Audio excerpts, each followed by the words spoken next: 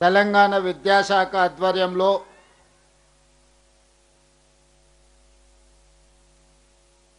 ప్రజాపాలన ప్రగతి ప్రణాళిక కార్యక్రమంలో భాగంగా విద్యాశాఖ వారోత్సవాలను ఈనాడు ఎల్బీ స్టేడియంలో ప్రారంభోత్సవ కార్యక్రమాన్ని ఏర్పాటు చేసి నాతో పాటు ఈ కార్యక్రమంలో సహచర మంత్రివర్గ సభ్యులను హైదరాబాద్ ఇన్ఛార్జ్ మంత్రివర్యులు మిత్రులు పొన్నం ప్రభాకర్ గారిని, ఉమ్మడి రంగారెడ్డి జిల్లా ఇన్ఛార్జ్ మంత్రివర్యులు మిత్రులు శ్రీధర్ బాబు గారిని, ఉమ్మడి మెదక్ జిల్లా ఇన్ఛార్జ్ మంత్రివర్యులు వివేక్ వెంకటస్వామి గారిని, అదేవిధంగా హైదరాబాదు నగరం నుంచి ప్రాతినిధ్యం వహిస్తున్న భారత క్రికెట్ మాజీ కెప్టెన్ సహచర మంత్రివర్గ సభ్యులు మహమ్మద్ అజారుద్దీన్ గారిని, రాష్ట్ర రెవెన్యూ శాఖ మంత్రివర్యులు మిత్రులు పొంగులేటి శ్రీనివాసరెడ్డి గారిని, ప్రభుత్వ సలహాదారులు తెలంగాణ ఎడ్యుకేషన్ పాలసీ చైర్పర్సన్ పెద్దలు కేశవరావు గారిని, ప్రభుత్వ ప్రత్యేక సలహాదారులు బి హనుమంతరావు గారిని, రాజ్యసభ సభ్యులను, లోక్సభ సభ్యులను, ప్రభుత్వ విప్పులను, శాసనమండలి సభ్యులను, శాసన సభ్యులను, వివిధ కార్పొరేషన్ల చైర్మన్లను, వివిధ యూనివర్సిటీలకు సంబంధించిన వైస్ ఛాన్సలర్స్ని, విద్యా కమిషన్ చైర్పర్సన్ అక్నూర్ మురళి గారిని, ఉన్నత విద్యా మండలి చైర్మన్ బాలకృష్ణారెడ్డి గారిని, ఇతర అధికారులను అందరినీ ఆహ్వానించి వేలాది మంది విద్యార్థుల సమక్షంలో ఈనాడు ఈ విద్యా వారోత్సవాలను నిర్వహిస్తూ ముఖ్యంగా ఔటర్ రింగ్ రోడ్డు లోపల కోర్ అర్బన్ రీజియన్ 1,34,00,000 జనాభా నివసిస్తున్న ఈ ప్రాంతాన్ని వివిధ నియోజకవర్గాలు, వివిధ జిల్లాలు, వివిధ రాష్ట్రాల నుంచి లక్షలాది మంది కుటుంబాలు ఇక్కడికి ఉద్యోగ ఉపాధి అవకాశాల కోసం వచ్చినప్పుడు వాళ్ళ పిల్లలకు మెరుగైన విద్యా ఉద్యోగ సాంకేతిక నైపుణ్యాన్ని అందించడానికి అవసరమైన మౌలిక వసతులను ఏర్పాటు చేయాలి. దానికి సంబంధించి వివిధ ప్రాంతాలలో అందుబాటులో ఉన్న ప్రభుత్వ భూములను సేకరించి ఈనాడు 1,700 కోట్ల రూపాయల అభివృద్ధి ప్రణాళిక కార్యక్రమాన్ని ఈరోజు మనం ప్రారంభించుకుంటున్నందుకు నేను చాలా సంతోషిస్తున్నా.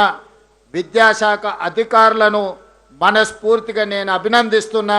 మీరందరూ పెద్ద ఎత్తున చప్పట్లతోని ఈ అధికారులందరినీ అభినందించాల్సిందిగా విజ్ఞప్తి చేస్తున్నా. మిత్రులారా, తెలంగాణ నేపథ్యం గురించి నాకంటే విద్యాశాఖకు సంబంధించిన మీకు ఎక్కువగా తెలుసు. ఆనాడు ఉమ్మడి రాష్ట్రంలో తెలంగాణ ప్రాంతం గురవుతున్న వివక్షను గుర్తించి 69 తొలి తెలంగాణ ఉద్యమం కావచ్చు, లేదా 2009 మలి తెలంగాణ ఉద్యమంలో కావచ్చు, కాకతీయ ఉస్మానియా యూనివర్సిటీలు, వివిధ జిల్లాలలో ఉన్న యూనివర్సిటీలతో పాటు కళాశాలలు, విద్యార్థులు ఉవ్వెత్తున తెలంగాణ ఉద్యమాన్ని ముందుకు ఉరికించిండ్రు. కాబట్టి ఈనాడు తెలంగాణ రాష్ట్ర కళ సాకారమైంది. ఆ నిజమైన తెలంగాణ రాష్ట్రంలో ఈరోజు మనం నిర్ణయాలు తీసుకోగలుగుతున్నాం. ఇవాళ విద్యార్థులారా, విద్యార్థులు వాళ్ళ చదువులు, వాళ్ళ కళాశాలలో సమస్యలనే కాదు, తెలంగాణ సమాజం ఎదుర్కొంటున్న వివక్ష కావచ్చు, తెలంగాణ రాష్ట్రానికి రావాల్సిన నిధులు కావచ్చు, నియామకాలు కావచ్చు, తెలంగాణ రాష్ట్ర రాజకీయ ప్రాతినిధ్యం కావచ్చు. ఎప్పుడైతే సమస్య వచ్చిందో, ఈ సమస్యకు పరిష్కారం శాశ్వతంగా చూపించలేదో, ప్రతి సందర్భం తెలంగాణ సమాజానికి వచ్చిన సమస్యను తమ సమస్యగా భావించి ఈ ఉస్మానియా కాకతీయ విద్యార్థులు ఉద్యమం బాట వైపు నడిచిండ్రు. వాళ్ళ సామాజిక బాధ్యతను, వాళ్ళ యొక్క చైతన్యాన్ని ఈనాడు మనం గుర్తించి ఆయా యూనివర్సిటీల పునరుద్ధరణ చేయడమే కాకుండా అక్కడ అంతర్జాతీయ స్థాయి మౌలిక వసతులను ఏర్పాటు చెయ్యాలి అని మన ప్రభుత్వం కృత నిశ్చయంతో ఈరోజు కార్యక్రమాన్ని తీసుకొని ముందుకు వెళ్తుంది. మిత్రులారా, మీకు అందరికీ తెలుసు, యూనివర్సిటీలను నిర్లక్ష్యం చేస్తే, విద్యను ఒకవేళ నిర్లక్ష్యం చేస్తే తెలంగాణ సమాజం బలహీనపడుతుంది. ప్రపంచ దేశాల ముందు మనము ఆర్థికంగా సామాజికంగా వెనుకబాటుతనానికి లోనయ్యి చివరికి మనము అచేతనావస్థకి చేరుకునే పరిస్థితులు ఉన్నాయి. అందుకే ఈ తెలంగాణ సమాజంలో పేదలకు విద్యను, నాణ్యమైన విద్యను, సాంకేతిక నైపుణ్యాన్ని అందించడం మా ప్రభుత్వం ఒక గురుతర బాధ్యతగా భావించింది. డిసెంబర్ 7, 2023 నాడు ఇదే వేదిక మీద నుంచి ప్రజాపాలన ప్రభుత్వాన్ని ఏర్పాటు చేసి ప్రమాణము తీసుకొని తెలంగాణ ప్రాంతంలో ఉండే మారుమూల ప్రాంతాలు, తండాలలో, గూడాలలో, మారుమూల పల్లెల్లో ఉండే నిరుపేదలకు, ఆదివాసులకు, దళితులకు, గిరిజనులకు, బలహీన వర్గాలకు, మైనారిటీలకు, మహిళలకు ఒక విద్యను అందించాలి. ఈ విద్య ద్వారానే ఈ సమాజంలో మార్పు తీసుకురాగలుగుతామని భావించి ఆనాటి నుంచి ఈనాటి వరకు ఆ శాఖను నా దగ్గరనే పెట్టుకొని ప్రత్యక్షంగా పర్యవేక్షిస్తూ అవసరమైన నిధులను, అనుమతులను మంజూరు చేస్తూ ఒక్కొక్క అడుగు ముందుకు వేస్తూ ఉన్నాం. ఇవాళ టీచర్లందరికీ తెలుసు, దాదాపుగా రిక్రూట్మెంట్ జరగక పెండింగ్ ఉంటే వచ్చిన ఎంబడే 11,000 పైగా టీచర్ల నియామకాల కోసం డిఎస్సి నోటిఫికేషన్ ఇచ్చి 60 రోజులు తిరగక ముందే నోటిఫికేషన్ నుంచి నియామకాల వరకు ఇదే ఎల్పి స్టేడియంలో ఈ దేశంలోనే మొట్టమొదటిసారి ప్రశ్న పరీక్షలు నిర్వహించడం నుంచి నియామకాల వరకు దాదాపుగా 11,000 మంది టీచర్లను నియమించిన ప్రభుత్వం మన ప్రభుత్వం, ప్రజాప్రభుత్వం అని నేను చెప్పదలుచుకున్నా. దాదాపుగా 20 సంవత్సరాలు మీకు ప్రమోషన్లు లేవు. ప్రమోషన్లు లేని టీచర్లు తమ జీవితంలో ఇక ఇదే హోదాలో, ఏ హోదాలో అయితే ప్రభుత్వం ఉద్యోగంలో చేరినరో రిటైర్మెంట్ కూడా అదే హోదాలో జరుగుద్దేమని నిరాశకు లోనవుతున్న సందర్భంలో 22,000 మంది టీచర్లకు ప్రమోషన్లు ఇవ్వడం ద్వారా ఈ ప్రభుత్వం మీకు అండగా నిలబడుతుంది, మీ సమస్యల్ని పరిష్కరిస్తుంది అని చెప్పి 22,000 మంది టీచర్లకు ప్రమోషన్లు ఇవ్వడం జరిగింది. ఇదే కాదు, మీ బదిలీలు ఒక జటిలం. టీచర్లను ముట్టుకోవాలంటే అగ్గిని ముట్టుకున్నట్టే అని అందరూ భావిస్తారు. కలెక్టర్లను బదిలీ చేయడం అవలీలగా చేయొచ్చు, కానీ ఒక టీచర్ను బదిలీ చేయాలంటే అంత ఆషామాషి విషయం కాదు అని చెప్పి నాకు చాలామంది పెద్దలు సూచించారు. నేను ఒక్కటే మాట చెప్పిన, మనకు చిత్తశుద్ధి ఉండి మనం చేసే ప్రయత్నంలో అనుమానాలకు, శశపిశలకు తావు లేకుండా బదిలీలు చేస్తే ఆ టీచర్లు కూడా మనల్ని అభినందిస్తారు, మనకు అండగా నిలబడతారు. ఎలాంటి వివాదాలు లేకుండానే ఈ బదిలీలను చెయ్యొచ్చు అని మా అధికారులను వెన్నుదట్టి టీచర్ల బదిలీలు 36,000 మంది టీచర్లను చిన్న వివాదం లేకుండా బదిలీలు చేసి మీరు అడిగిన దగ్గరికి మీకు అవకాశం ఇచ్చి పిల్లలకు చదువులు చెప్పే విధంగా ఈ ప్రభుత్వం నిర్ణయం తీసుకున్నది. ఏ ఒక్క చిన్న వివాదం లేకుండా సహకరించిన టీచర్లందరికీ కూడా ఈరోజు నేను మనస్ఫూర్తిగా అభినందనలు తెలియజేస్తున్నా. మిత్రులారా, కొన్ని వాస్తవాలను ఈరోజు మనం మాట్లాడుకోవాలి. ఈ వేదిక విద్యా వారోత్సవాల వేదిక. ఈ విద్యా వారోత్సవాలలో నీతి ఆయోగ్ మనల్ని ఏ విధంగా అభినందించిందో మా సెక్రటరీ గారు మీకు చెప్పడం జరిగింది. దేశంలోనే 4 అంశాలలో గత 3 సంవత్సరాలలో మనం సాధించిన విజయాలను కేంద్ర ప్రభుత్వం మనల్ని అభినందించింది. ఇది మా ప్రజాప్రతినిధుల ఒక్కరి వల్లనే సాధ్యమైందని నేను భావించడం లేదు. గ్రామీణ స్థాయిలో, తండాలలో, గూడాలలో సింగిల్ టీచర్ల నుంచి రాష్ట్ర స్థాయి వరకు విద్యాశాఖలో పనిచేస్తున్న ప్రతి ఒక్కరి కృషి వల్లనే ఈరోజు భారతదేశంలో మనకు ఒక గొప్ప పేరు, ప్రథమ స్థానం వచ్చింది. అందుకోసం కూడా నీతి ఆయోగ్ అభినందించిన సందర్భంగా మా శాఖకు సంబంధించిన ప్రతి ఒక్కరిని విద్యాశాఖ మంత్రిగా ముఖ్యమంత్రిగా నేను మనస్ఫూర్తిగా మిమ్మల్ని అందరినీ అభినందిస్తున్న మిత్రులారా. అదేవిధంగా మిత్రులారా, కొన్ని సాంకేతికపరమైన అంశాలను మనం మాట్లాడుకోవాలి. ఈరోజు తెలంగాణ రాష్ట్రంలో దాదాపుగా ప్రభుత్వ పాఠశాలలు 27,000 పాఠశాలలు ఉన్నాయి. ఈ 27,000 పాఠశాలల్లో దాదాపుగా 19 లక్షల పేద విద్యార్థులు చదువుకుంటున్నారు. మన టీచర్లు దాదాపుగా 1,05,000 మంది టీచర్లు ఉన్నారు. కేంద్ర ప్రభుత్వం నేషనల్ ఎడ్యుకేషన్ పాలసీ ప్రకారం 30 మంది విద్యార్థులకు ఒక టీచర్ ఉండాలనే నిబంధన ఉంది. కానీ తెలంగాణ రాష్ట్రంలో 17 మంది విద్యార్థులకు ఒక టీచర్ను నియమించడం ద్వారా ఈరోజు నాణ్యమైన విద్యను పేదలకు అందించాలనే లక్ష్యం దిశగా ఈరోజు మనం పని చేస్తున్నాం. అయితే ఇది సరిపోతుందా? మరి మనం ఎవరితోని పోటీ పడాలి, సమాజంలో ఏ విధంగా ఈ విద్యార్థులను తీర్చిదిద్దాలి అనేది ఈరోజు మనం చర్చించుకోవాల్సిన అవసరం ఉన్నది. ఈరోజు ప్రభుత్వంలో 27,000 పాఠశాలలు ఉంటే 19 లక్షల మంది విద్యార్థులు ఉన్నారు, 1,05,000 మంది టీచర్లు ఉన్నారు. అదే ప్రైవేట్ స్కూల్స్ 12,000 స్కూల్స్ ప్రైవేట్లో ఉంటే 38 లక్షల మంది విద్యార్థులు ఈరోజు ప్రైవేటు పాఠశాలల్లో చదువుకుంటున్నారు. నా విజ్ఞప్తి ఒక్కటే మా ప్రభుత్వ టీచర్లకు, మా కుటుంబ సభ్యులకు, మిమ్మల్ని మేము వేరుగా చూడట్లేదు, మా కుటుంబంలో ఒకరిగా నేను మిమ్మల్ని చూస్తున్నా. ఈనాడు ప్రైవేటు పాఠశాలల్లో ఉన్న గొప్పతనం ఏంది, మనలో ఉన్న బలహీనత ఏంది? మన బలహీనతలు మనం గుర్తించుకోవాలి, మన బలహీనతలు మనం పరిష్కరించుకోవాలి, మన సమస్యల్ని మనం అధిగమించాలి. ఈనాడు ప్రైవేట్ సెక్టర్లో ఉండే కళాశాలల కంటే రాష్ట్ర ప్రభుత్వంలో ఉన్న పాఠశాలలు అద్భుతమైన విద్యను అందిస్తున్నాయని, ఈ దేశంలోనే తెలంగాణ మొదటి స్థానంలో నిలబడాలనేది నా ఆకాంక్ష. మరి దానికి కావాల్సిన నిధులను 26,674 కోట్లు 8.22% రాష్ట్ర బడ్జెట్లో విద్యాశాఖకు నిధులను కేటాయించడం ద్వారా ఏమాత్రం నిధుల లోపం లేకుండా ఈరోజు రాష్ట్ర ప్రభుత్వం నిధులను కేటాయించడం జరిగింది. భవిష్యత్తులో ఇంకా వీటిని పెంచుకుంటూ వెళ్తాం. మా అక్నూరు మురళీ గారు సలహా చెప్పిండ్రు, వారు నివేదిక ఇచ్చిండ్రు, విద్యాశాఖకు 15% నిధులను కేటాయించాలి అని. కానీ ఒక్క రోజులో మనము 15% కేటాయించలేం. ఇతర రాష్ట్ర ప్రభుత్వ సంక్షేమ పథకాలు, అభివృద్ధి కార్యక్రమాలు ప్రభుత్వం భుజాల మీద ఉన్నాయి. అందుకే పోయిన సంవత్సరానికంటే ఈ సంవత్సరం పెంచినాం, వచ్చే సంవత్సరం ఇంతకంటే అధికంగా ఇస్తాం. 15% విద్యాశాఖకు నిధులు కేటాయించే వరకు ప్రతి సంవత్సరం కొంతగా పెంచుకుంటూ వెళ్ళి విద్యాశాఖకు మొట్టమొదటి ప్రాధాన్యత తెలంగాణ రాష్ట్ర ప్రభుత్వం ఇస్తుంది. తప్పకుండా ఆ శాఖను కాపాడే విధంగా ఈరోజు మనం ప్రయత్నం చేస్తున్నాం.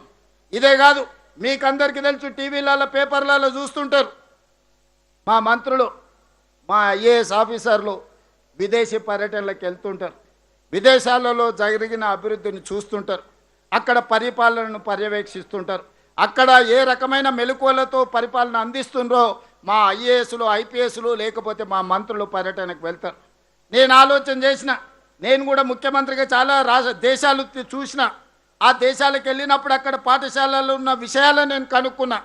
ఆలోచన చేసి మా విద్యాశాఖకు సూచన చేసిన, మనం ఎందుకు భవిష్యత్ తరాలను, దేశ భవిష్యత్తు తరగతి గదుల్లో ఉందన్నప్పుడు ఆ టీచర్లను కూడా విదేశాలలో ఉన్న నాణ్యమైన విద్యను పరిశీలించడానికి మనం ఎందుకు పంపించకూడదు అని ఆలోచన చేసి ఈ సంవత్సరం ఫిన్లాండ్ దేశానికి 25 మంది టీచర్లను విదేశాలలో ఉన్న నాణ్యమైన విద్యను పరిశీలించడానికి ఈరోజు మన ప్రభుత్వ టీచర్లను పంపించడం జరిగింది.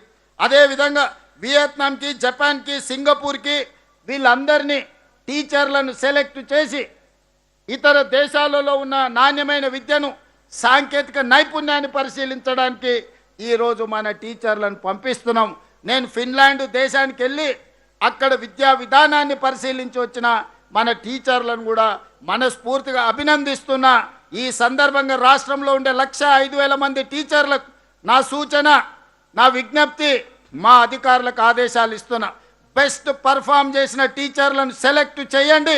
ప్రతి సంవత్సరం అవసరమైతే 500 మంది టీచర్లనైనా విదేశాలకు పంపించి అక్కడ విద్యను పరిశీలించి అక్కడ ఉన్న నైపుణ్యాన్ని మన పాఠశాలల్లో ప్రవేశపెట్టి మన ప్రభుత్వ పాఠశాలల్లో మన పిల్లలకు నాణ్యమైన విద్యను సాంకేతిక నైపుణ్యాన్ని నేర్పించడానికి అవసరమైన ప్రణాళికలు సిద్ధం చేయండి. ఏ టీచర్లు అయితే పిల్లల పట్ల ప్రేమతో, ఏ టీచర్లు పిల్లల నైపుణ్యాన్ని పెంపొందిస్తారో, ఏ టీచర్లు పిల్లలో ఉన్న నైపుణ్యాన్ని గుర్తిస్తారో, అది క్రీడలలో కావచ్చు, చదువులో కావచ్చు, వివిధ సబ్జెక్టుల్లో కావచ్చు, అలాంటి టీచర్లను అభినందించే బాధ్యత మా రాష్ట్ర ప్రభుత్వం తీసుకుంటుంది. రాష్ట్ర అవతరణ దినోత్సవం రోజు, అదేవిధంగా డిసెంబర్ 9 తెలంగాణ తల్లి జన్మదినోత్సవం సందర్భంగా ఆయా టీచర్లను ప్రభుత్వం అధికారికంగా సన్మానించి వాళ్ళను ఒక తామరపత్రం ఇవ్వడం ద్వారా వాళ్ళను భుజము తట్టి మీరు రాష్ట్ర నిర్మాణంలో, తెలంగాణ పునర్నిర్మాణంలో మీ భాగస్వామ్యాన్ని ఈ ప్రభుత్వం గుర్తిస్తుంది, ఈ ప్రభుత్వం అభినందిస్తుంది అని నిర్ణయం తీసుకోవాలి.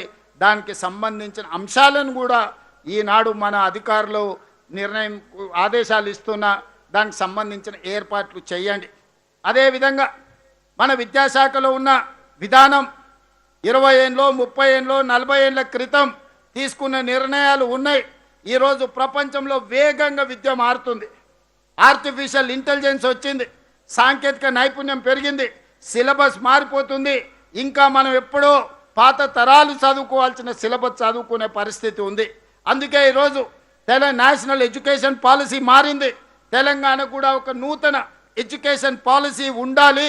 తెలంగాణ ఎడ్యుకేషన్ పాలసీని మిగతా రాష్ట్రాలు నకలు కొట్టే విధంగా ఒక అద్భుతంగా తీర్చిదిద్దండి అని చెప్పి పెద్దలు కేశవరావు గారి నేతృత్వంలో వివిధ విద్యా నైపుణ్యం ఉన్న వాళ్ళను ఈరోజు అందులో సభ్యులుగా పెట్టి మనం నిర్ణయం తీసుకున్నాం. ఇందులో భాగంగానే విద్యా కమిషన్ ఇచ్చిన సూచన మేరకు ప్రభుత్వంలో నర్సరీ నుంచి ఎల్కేజీ, యూకేజీ వరకు మనం విద్య ఎప్పుడు అందించలేదు. మొదటి తరగతి నుంచి 5 సంవత్సరాల పైబడ్డ తర్వాత ప్రభుత్వ పాఠశాలల్లో చేరండి అని అంటే నర్సరీ, ఎల్కేజీ, యూకేజీలో ప్రైవేట్ స్కూల్కి వెళ్ళిన పేదోళ్ళ పిల్లలు ప్రభుత్వ పాఠశాలల్లో చేరడం కష్టమవుతుంది. అందుకే ఈ విద్యా సంవత్సరం నుంచి నర్సరీ నుంచి 12th క్లాస్ వరకు, ఇప్పటి వరకు 10th ఉండి ఇంటర్మీడియట్ సపరేట్గా ఉన్నది. ఇవాళ దానివల్ల 10th పాస్ అయినాక చాలామంది విద్యార్థులు డ్రాప్ అవుట్ జరుగుతున్నది, విద్యకు దూరం అవుతున్నారు. పేదరికం కావచ్చు, తల్లిదండ్రులు జూనియర్ కాలేజీకి పంపాలంటే ఎక్కడికో పంపించడం వల్ల కావచ్చు, లేకపోతే ఆడపిల్లల్ని దూరంగా పంపలేకనో వివిధ కారణాల చేత ఇంటర్మీడియట్కు 10th పాస్ అయిన వాళ్ళు డ్రాప్ అవుట్స్ అధికంగా కనిపిస్తున్నారు. విద్యాశాఖ గుర్తించి ఈరోజు విద్యా కమిషన్ గుర్తించి మాకు సూచన చేశారు. అందుకే ఇవాళ ఈ నగరంలో ఈరోజు మనం ప్రారంభించుకోబోయే ఈ ఎడ్యుకేషన్ హబ్స్ ఈరోజు నర్సరీ నుంచి 12th క్లాస్ వరకు ప్రతి పేదవాడికి విద్యను అందించడమే కాదు, ఆకలితోని పాఠశాలకు వస్తే చదువు మీద దృష్టి పెట్టలేరు. వాళ్ళ తల్లిదండ్రులు కార్మికులు అయి ఉండొచ్చు, సినిమా కార్మికులు అయి ఉండొచ్చు, వివిధ కంపెనీలలో పనిచేసే వాళ్ళు అయి ఉండొచ్చు, లేదా ఉపాధి కూలీలు అయి ఉండొచ్చు. వాళ్ళు ఉదయం లేచి కూలీ పనికి పోతే పిల్లలకు నాష్ట పెట్టే పరిస్థితి, మధ్యాహ్న భోజనం పెట్టలేని పరిస్థితులు ఆ పేదోళ్లకు ఉండొచ్చు. అందుకే ఈరోజు తల్లిదండ్రులు పిల్లల్ని తయారు చేసి స్కూలుకు పంపిస్తే స్కూల్లోనే అద్భుతమైన ప్రోటీన్తో కూడుకున్న బ్రేక్ఫాస్ట్ ఇవ్వాలి, మధ్యాహ్నం ఒక మంచి లంచ్ ఇవ్వాలి, వాళ్లకు మటన్, చికెన్, గుడ్డుతో పాటు ఫిష్ కూడా పెట్టాలి అని ఈనాడు ఒక నాణ్యమైన భోజనాన్ని పేదలకు, ఈరోజు పేద పిల్లలకు అందించాలి. ప్రభుత్వ పాఠశాల అంటే అమ్మ ఒడి లాంటిది. ఈ అమ్మ ఒడిలో ఆకలితో ఏ బిడ్డ ఉండకూడదు అని చెప్పి ఈరోజు నిర్ణయం తీసుకున్నాం. అదేవిధంగా మదర్ డైరీకి, విజయ డైరీ వాళ్ళకి చెప్పినాం, పిల్లలకు ఒకరోజు పాలు, రెండవ రోజు రాగి జావా స్కూళ్ళలో ఇవ్వాలి. బలవర్ధకమైన పోషక ఆహారం పేద పిల్లలకు అందించడం ద్వారా బలమైన తెలంగాణను, నాణ్యమైన విద్యను అందించే తెలంగాణను ఈరోజు మనం ముందుకు తీసుకువెళ్ళాలని నిర్ణయం తీసుకున్నాం. వచ్చే అకాడమిక్ ఇయర్ నుంచి ఇది అమలు చేయబోతున్నాం. బ్రేక్ఫాస్ట్ విషయంలో ఎక్స్పెరిమెంట్గా, పైలట్ ప్రాజెక్టుగా నేను ప్రాతినిధ్యం వహించే కొడంగల్ నియోజకవర్గంలో హరే రామ హరే కృష్ణ సంస్థ నుంచి అమలు చేస్తే అద్భుతమైన ఫలితాలను సాధించినాం. ఇవాళ ఇక్కడ స్టాల్ పెట్టినరు, అక్కడ పోతే నాకే తినాలనిపించేంత నాణ్యమైన భోజనం అక్కడ బ్రేక్ఫాస్ట్ కనిపించింది. నేను దామోదర్ రాజనరసింహ గారు కొడంగల్లో వెళ్ళి వాళ్ళ కిచెన్ పరిశీలించినాం. 5 స్టార్ హోటల్స్ కంటే అత్యంత శుభ్రంగా ఈరోజు వాళ్ళు వంటలు తయారు చేసి పిల్లలకు అందుబాటులో తీసుకొస్తున్నారు. అందుకే మిత్రులారా, ప్రభుత్వ పాఠశాలల్లో చదువుకునే పిల్లల్ని అనాథలుగా మేము చూడదలుచుకోలే. ఆ పిల్లలంటే మా పిల్లలు. ఒక తల్లికో తండ్రికో ఉండే ఒక ప్రేమ ఏ విధంగా ఉంటుందో ఈ ప్రభుత్వం కూడా ఆ పిల్లల యొక్క బాధ్యత వాళ్ళ తల్లిదండ్రులు ఎంత జాగ్రత్తగా తీసుకుంటారో ఈ రాష్ట్ర ప్రభుత్వం కూడా అదే జాగ్రత్తతోని అదే విధంగా వాళ్ళను ముందుకు తీసుకువెళ్ళాలి, చదివించాలని నిర్ణయం తీసుకున్నాం. మీకందరికీ తెలుసు, 16 సంవత్సరాలు ఈ పేద పిల్లల కాస్మెటిక్ ఛార్జీలు ₹1 పెంచలే. 200% కాస్మెటిక్ ఛార్జీలు పెంచినాం. డైట్ ఛార్జెస్ 10 ఏళ్ళ తర్వాత 40% పెంచినాం. అంటే పేదల విద్య పట్ల పెట్టే పెట్టుబడి ఖర్చు కాదు, భవిష్యత్ తరాల పెట్టుబడి. తెలంగాణ పునర్నిర్మాణంలో వీళ్ళందరినీ భాగస్వాములను చెయ్యాలి. రేపటి తెలంగాణ ఈ ప్రభుత్వ పాఠశాల తరగతి గదుల్లోనే ఈరోజు తయారు అవ్వాలి అని ఈ ప్రభుత్వం భావిస్తున్నది. అందుకే మిత్రులారా, విద్యాశాఖ మీద పెట్టే ఏ రూపాయిని మేము ఖర్చుగా భావించడం లేదు, బాధ్యతగా భావిస్తున్నాం, భవిష్యత్ తరాల పెట్టుబడిగా భావిస్తున్నాం. అందుకే ఈరోజు మేము తీసుకుంటున్న ప్రతి నిర్ణయంలో మా టీచర్ల సహకారం కావాలి, మా వేదిక మీద ఉన్న వైస్ ఛాన్సలర్ల సహకారం కావాలి. ఉస్మానియా యూనివర్సిటీ కావచ్చు, వీరనారి చాకలి ఐలమ్మ యూనివర్సిటీ కావచ్చు, కాకతీయ యూనివర్సిటీ కావచ్చు, శాతవాహన యూనివర్సిటీ కావచ్చు, పాలమూరు యూనివర్సిటీ కావచ్చు, మహాత్మా గాంధీ యూనివర్సిటీ కావచ్చు. ఆయా యూనివర్సిటీల నిధులను మంజూరు చేసి అక్కడ సాంకేతిక పరమైన అంశాలనే కాకుండా మౌలిక వసతుల కోసం ఈరోజు వందలాది వేలాది కోట్ల రూపాయలను మనం ఖర్చు పెడుతున్నాం.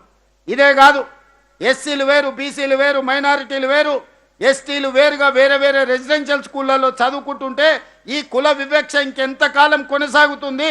ఉన్నత వర్గాలు ఇంకొక దగ్గర చదువుకోవడం ద్వారా కుల వివక్ష శాశ్వతంగా మనమే తరగతి గదుల్లో పరోక్షంగా అమలు చేస్తున్నామని గుర్తించి ఈనాడు తెలంగాణ రాష్ట్ర ప్రభుత్వం ప్రతి నియోజకవర్గానికి 100 నియోజకవర్గాలలో 100 యంగ్ ఇండియా ఇంటిగ్రేటెడ్ రెసిడెన్షియల్ స్కూళ్లను మంజూరు చేసి ప్రతి స్కూల్లో 2600 మంది విద్యార్థులకు అదేవిధంగా 25 ఎకరాలలో 200 కోట్ల రూపాయలు ప్రతి ఒక్క పాఠశాలలో 20,000 కోట్ల రూపాయలతో ఈరోజు పనులను ప్రారంభించుకున్నాం. నా లక్ష్యం ఒక్కటే, నా కోరిక ఒక్కటే, నా స్వప్నం ఒక్కటే. ఈ తెలంగాణ ప్రాంతంలో ఉన్న పేదోళ్ళ బిడ్డలు, దళితులు కావచ్చు, గిరిజనులు కావచ్చు, ఆదివాసులు కావచ్చు, బలహీన వర్గాలు కావచ్చు, మైనారిటీల బిడ్డలు కావచ్చు, ధైర్యంగా గుండె మీద చేసుకొని యంగ్ ఇండియా ఇంటిగ్రేటెడ్ స్కూల్లో నేను చదువుకున్నా, నేను డాక్టర్నైనా, నేను లాయర్నైనా, నేను ఇంజనీర్నైనా, నేను సైంటిస్ట్నైనా, నేను ఐఏఎస్ ఐపీఎస్ ఐఎఫ్ఎస్నైనా, నేను ఎమ్మెల్యే అయినా ఎంపీ అయినా తెలంగాణ రాష్ట్రానికి ముఖ్యమంత్రిని అవుతా అని ధైర్యంగా చెప్పగలిగిన పరిస్థితులు ఆ పేద కుటుంబాలకు రావాలి. వాళ్ళే ఈ దేశ నిర్మాణంలో భాగస్వాములు కావాలనేదే నా స్వప్నం. ఇవాళ ఈ వేదిక మీద ఉన్న వాళ్ళు 90% ఎవరైనా ఉండొచ్చు, కేశవరావు గారు ఉండొచ్చు, చక్రపాణి గారు ఉండొచ్చు, లేదా ఈ వేదిక మీద ఉన్న పొన్నం ప్రభాకర్ గారు కావచ్చు, ఎవరినైనా తీసుకోండి, నాతో సహా ఎక్కడ చదువుకున్నామయ్యా? మేము ప్రభుత్వ పాఠశాలలో చదువుకున్నాం. ఆనాటి ప్రభుత్వం ఈ విద్యను మాకు అందుబాటులో తేకపోతే ఎక్కడో నల్లమల్ల అడవుల్లో ఉన్న మారుమూల గ్రామంలో పుట్టిన నేను, వ్యవసాయ కుటుంబంలో నుంచి వచ్చిన నేను, ప్రభుత్వమే విద్యను అందించకపోయినుంటే తెలంగాణ రాష్ట్రానికి ముఖ్యమంత్రి అయ్యుండేవాడినా ఒక్కసారి ఆలోచన చెయ్యండి. ఇవాళ ఈ ప్రభుత్వ పాఠశాలలు అనాథ శరణాలయాలు కావు. ఈ ప్రభుత్వ పాఠశాలలు దేశ భవిష్యత్తుకు నిర్మాణం చేసే ఒక విద్యా వేదికలు. ఈ వేదికలను గౌరవించాల్సిన బాధ్యత, కాపాడాల్సిన బాధ్యత, పునరుద్ధరించాల్సిన బాధ్యత, అవసరమైన నిర్ణయాలు తీసుకోవాల్సిన బాధ్యత మన అందరి మీద ఉన్నది. అది కఠినమైన నిర్ణయమైనా సరే వెనుకడుగు వేయకుండా నిర్ణయం తీసుకొని అమలు చేసే బాధ్యత నా సహచర మంత్రివర్గ సభ్యులు. ఏదున్నా సంఘాలతో మాట్లాడతాం, సహచరులతో మాట్లాడతాం, టీచర్లతో మాట్లాడతాం, విద్యార్థుల తల్లిదండ్రులతో మాట్లాడతాం. ఏదేమైనా ఈ పాఠశాలలు ఆ పేదల పిల్లల కోసం నడుపుతున్న పాఠశాలలు. నేను ఈ వేదిక మీద ఉన్న సవినయంగా నేను మనవి చేయదలుచుకున్నా. ఈ పాఠశాలలు టీచర్ల కోసం కాదు, ఈ పాఠశాలలు రాజకీయ నాయకుల కోసం కాదు, ఈ పాఠశాలలు ఐఏఎస్ల ఐపీఎస్ల కోసం కాదు. ఈ పాఠశాలలు తండాలలో, గూడాలలో, మారుమూల పల్లెల్లో ఉన్న అత్యంత నిరుపేదలైన పేదల విద్యార్థుల కోసం ఈ పాఠశాలలు నిర్వహిస్తున్నాం. వాళ్ళ సంక్షేమం కోసమే ఈ ప్రభుత్వం నిర్ణయం తీసుకుంటుంది. వాళ్ళకు మేలు జరిగే ఏ విషయమైనా ఈ ప్రభుత్వం వెనుకడుగు వెయ్యకుండా సాహసోపేతమైన నిర్ణయాలు తీసుకుంటాం.